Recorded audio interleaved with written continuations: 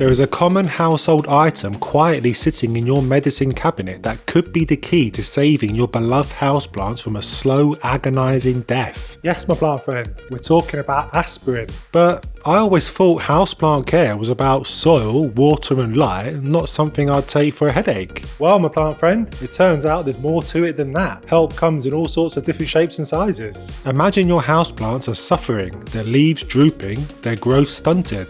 Maybe they're under attack by an army of sap-sucking insects or have caught the lurgy. You've tried everything: pesticides, fungicides, switching to organic feeds, giving more light, watering every single day, using neem oil, praying, yet nothing seems to work. Watering every day was a joke, by the way. Don't do that. I don't want a lawsuit coming my way. Anyway, it could be that one little aspirin tablet is the answer you've been looking for all this time because it's got some surprising benefits for your leafy green pals. But every summer's day has a black cloud on the horizon because it's not all sunshine and roses. Before you rush off to your local chemist to stock up on hundreds of bottles of aspirin, there are a few things you need to know and to get right to make sure you don't end up giving your little guys and gals an aspirin overdose. And this video is sponsored by Squarespace, and more on them in a jiffy.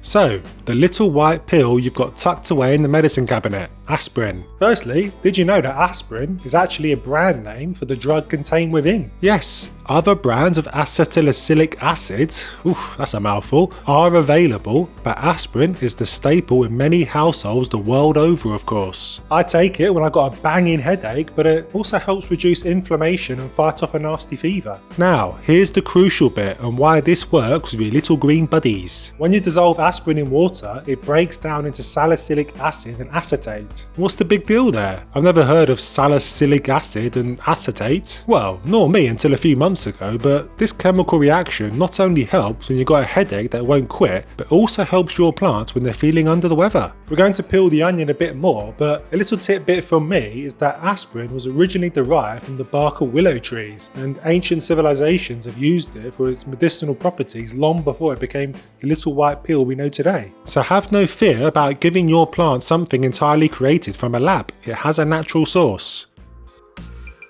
So, salicylic acid, the one that comes about after dissolving some aspirin in water, is actually a naturally occurring hormone already found in plants. Yeah, it's already there. Apparently, it helps plants grow big and strong and arms them with the tools to naturally fight off pests literally eating them alive and diseases they caught while they're out clubbing. This salicylic acid found in dissolved aspirin activates the plant's defences, making it even more resistant to diseases and even better at fending off pesky spider mites and thrips. So think of aspirin as a booster shot for your plants, helping them fend off infections and cope with the stresses of life. I wonder what those stresses are. Deciding which leaf to turn brown next to annoy their carer, probably. I digress. There's been a bunch of recent studies that have shown that aspirin can even help plants cope with things like drought and extreme temperatures, as well as the nasties I've already mentioned. So, pretty handy if you never water your plants, leave it to sit in the baking hot sun all day, or it's got an army of spider mites all over it that you've neglected to notice. Shame on you. Anyway, one study found that plants treated with salicylic acid showed increased resistance to fungal infections like powdery mildew and leaf spot. In fact, salicylic acid has been used in agriculture to promote growth and protect crops for a long time now, so it's most definitely not a load of old baloney, just so you know. So how does it all work? Well, it's important to know first that aspirin isn't really a cure.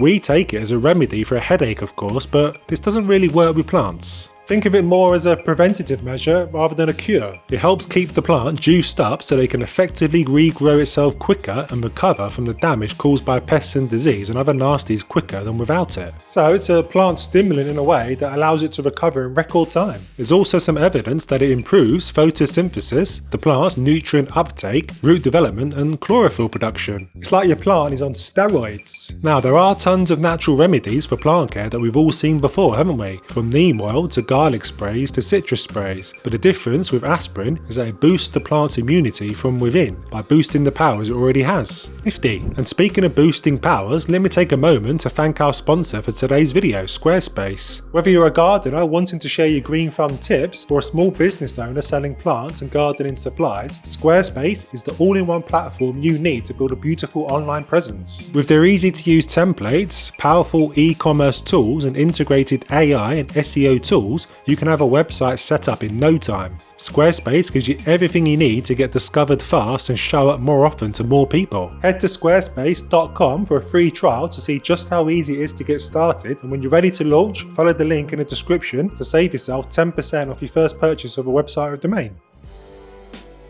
So, to put my money where my big mouth is, I've been secretly using aspirin on a few of my plants for a couple of months now, and the results have been pretty good. Well, I think so anyway. It is hard to tell because, like I say, it's just there to protect more than anything. I'll spill the beans on how you use it and on what plants it works for and which plants it won't in a bit, but first, this Ficus elastica and this Monstera Thai constellation have been receiving the treatment. Both of these plants were showing some yellowing leaves, so I thought I'd give it a go and experiment with aspirin. Speckled Jim here seems to have the scars from thrips evident on his leaves, the poor fella, something that I apparently inherited when I bought him, so I wanted to give him a boost to fight off any potential nasties that might be secretly hiding. And it's so far so good for our Jim. A new leaf has come out nicely since I got him, and he seems happy as Larry. No signs of thrips taken over, which is a relief. Fanny, my Ficus elastica, was showing some yellowing leaves a few months ago. I did a diagnosing video on this gal and decided it was root balm, but just in case there was something more sinister going on that I hadn't spotted,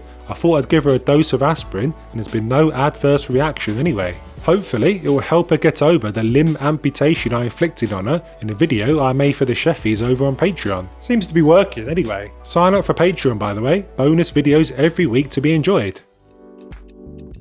So how the bejesus do we even use this stuff? Do we stick a pill in the soil or on top of a leaf and be done with it? Not quite. The first thing we have to get right is the type of aspirin we are using. Aspirin normally comes in two forms, uncoated and deliciously coated. We want uncoated because it dissolves much more easily in water. It also contains less additives and fillers compared to coated versions. We want to avoid that for our beloved plants. Coated aspirin has a special layer designed to protect the stomach lining, our stomach lining, not our plants, but it takes much longer to dissolve and can lead to uneven distribution of salicylic acid in the solution. The recipe is dead simple, thankfully. 1 300mg tablet of aspirin to 1 litre of water. Pop the tablet in a jug, pour in the water and let it fully dissolve. If you can only get your hands on coated aspirin, then you'll need to crush it up in a bowl, use the powder, discard the coated bits before adding the water. Now, there are two main methods to apply aspirin to your houseplants: spraying the leaves and watering the soil. It's generally recommended to use it as a foliar spray, as it's more effective than watering the soil. When sprayed onto the leaves, the salicylic acid is absorbed directly, allowing the plant to respond more quickly. So pour the solution into a clean spray bottle and spray evenly on the leaves, covering both the top and the underside of the leaves. And it's best to do this during the cooler parts of the day, such as early morning or late afternoon, to avoid rapid evaporation and to allow the acid to actually get into the plant. Do it when it's hottest and it's just going to go into the air. No point. Store any leftover solution in a cool, dark place and dispose of anything unused after a week because it can lose effectiveness over time. So how often should we be doing this? About once a month for the best results. That's what I've been doing for Speckled Jim and Fanny. Remember, you don't want to turn your houseplants into aspirin junkies. As with most things in life, moderation is key. But what about the fact you say to never mist your plants, Mr. Sheffield? It causes fungal diseases, no? Well, my plant friend, this is perfectly fine. We're only applying once a month and not 6 times a day. Misting and wetting the leaves multiple times a day, every day, is when we normally run into problems. So here's the important part, the risks. We don't want to end up killing our plants with kindness, do we? We definitely need to use it correctly. The important thing to know is that overuse of salicylic acid can cause toxicity, leading to leaf burn. Think of it as similar to fertilizer root burn and all the fun that brings. A difficult hole to get out of. So that just means it's crucial to use the right amount and not apply too often. Just like you wouldn't give your child a whole bottle of vitamins for lunch, you shouldn't drench your houseplants in the aspirin solution. More is not always better. 1 300mg tablet per month is just the ticket. Now, it's important to know that not all plants will react in the same positive way to this treatment. Some may be more sensitive to salicylic acid than others, so it's always a good idea to do a quick Google check. Just type the name of the plant and salicylic acid and see what you get. If you do get the green light, then a safe bet before applying the aspirin solution to your entire plant is to test it on a small section first, maybe a couple of leaves to see how it gets on. This will hopefully ensure that the treatment won't cause adverse reactions and bring the whole plant down. Apparently, ferns are particularly sensitive to chemicals including salicylic acid, so I'll be avoiding giving it to my one and only fern. Ferns generally thrive in environments with very little chemical exposure and prefer more natural, gentle care routines, so it kind of makes sense. Succulents like Echeveria and sedum should also be avoided apparently. Succulents have adapted to thrive in arid environments and are generally sensitive to chemical treatments. Aspirin can discombobulate them and cause leaf discoloration, stunted growth and root damage. So does all this mean you should ditch all your traditional plant care methods and rely solely on aspirin? Not quite. Think of aspirin more as a supplement, a boost that can help your plants thrive together with good soil, proper watering and lots of light. Using aspirin could be a game changer, but remember, balance is key. Overdosing can lead to problems like leaf burn, just like taking too much medicine can harm you. Tons of houseplants will benefit from an aspirin booster, but it's going to help you out most if your plants are always under attack from insects or disease. But here's the kicker. If you do see a pest problem like spider mites or some brown spots that might indicate a disease, then don't just rely on the aspirin you've been given. You still need to treat with your favourite insecticide or fungicide. Like I said earlier, it's more of a preventative than a treatment, and if you are seeing issues like brown spots or yellowing leaves, don't fret. My free plant troubleshooting guide is just what you need. Download it from the link in the description. It's packed with tips and tricks to keep your plants in tip-top shape. So I mentioned Fanny, my Ficus elastica earlier, and how she was getting some yellowing leaves. To see my process of elimination to understand what the problem actually was, make sure you check out this video here, and I'll see you there.